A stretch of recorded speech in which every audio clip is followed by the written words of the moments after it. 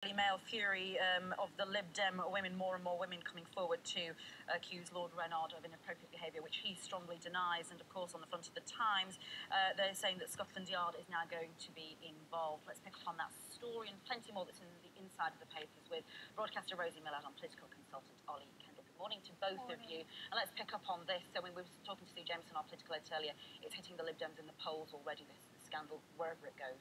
Yeah, I mean, it's another bad day for the Lib Dems. We've been saying that quite a lot recently, haven't we? The allegations of, and there were allegations of sexual harassment have now been taken by a representative of the women to the Met Police. He's, of course, against Lord Renaud, former chief executive of the Lib Dems. Which he denies, I should say. Which absolutely he denies. More allegations in other newspapers this morning as well. This is clearly, I mean, there are two aspects to the story. One, is there a criminal element to this? The Lib Dems are looking into this themselves as an internal investigation. That's one thing. The other aspect, the political aspect, which is in many ways more immediate, is how will this affect the Lib Dems? How will this affect Nick Clegg and his credibility? How will this affect Eastleigh in the by-election on Thursday? And the fact is, just one further thing, Rosie, is that Nick Clegg has denied all knowledge, basically, of this, except for some vague rumours that were swirling around the party a few years ago. And his gatekeeper, it now emerges, did know about specific allegations, and this is all about plausible deniability. Can he credibly say he didn't know anything when lots of people around him did?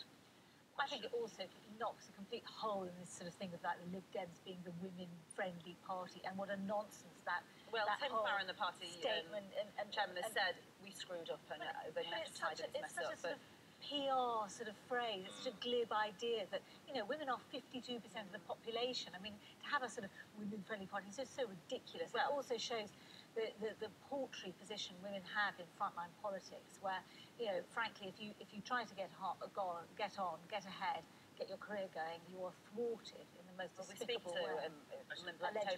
Later on about that too. Let's move on to something else that's in the papers this morning. It's about the rise in parents who are caught lying to get their kids into school. Well, this week is kind of D-Day week for anyone whose child is doing secondary school transfer. They will find out on Friday whether their child's got into the school of their choice, and many people won't.